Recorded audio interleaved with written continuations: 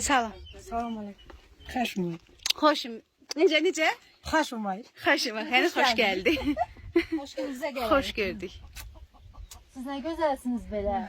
Ne güzel de yerde eviniz var ya. Maşallah. Çox qəşəngdir. Yaylağınız çox səliqəlidir. Nəyə fikir verdim? 2 sənəsi. Çox səliqəlidir. Yəni Bana yaşmana bu bana. gözəldir. Çox inanılmaz, yəni çox təbii şəkildə yaranmayıb. Səliqə, səhman. Bir dənə fikir verin. O qədər gözəl estetik görünüş yaradır. Aləmdir.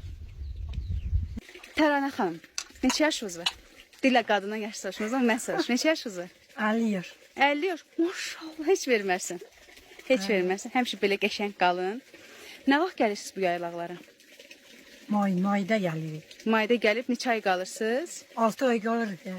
Sentyabr, oktyabr falan Ha, gedirsiniz. ha. Çox soyumur oktyabırda. Suyuqdur. Soyuq olur. Suyuq olur. ha. Əsas burada nədir sizdə? İri buynuzludur yoxsa qoyun, quzu, hər şey? Qoyun var, quzu var. Keçiləriniz var? Keçi yoxdur. Keçi yoxdur. Bəs bu İnək var. bəs bu bitkilər nədir? Kartofdur? Kartı var ki, bandım olur. Görün. Buğday. Buğday əkibsiz, yaxşı eləyirsiniz. Çox səliqəlidir. Bəs aşağıda o da sizə sizin yaylağan şey davamıdır da, eynidir hə? Soyuq bulaq. Soyuq bulaqdır da adında, nə dedi? Ha, Soyuq bulaq. Çox qəşəng. Safiyənidir bura. Səpiyən, hə. Şeycə, talışca səpiyənidir də. Soyuq bulaq dedilər desən Ha, görürsən. suyuq olur.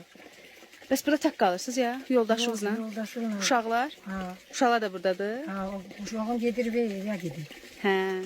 Yoldaşımız Oğlum heyvana da gedir. Ha. İndi ümid edirəm gələr tanış olarıq. Çox qəşəng. Cənnətdə yaşayırsınız.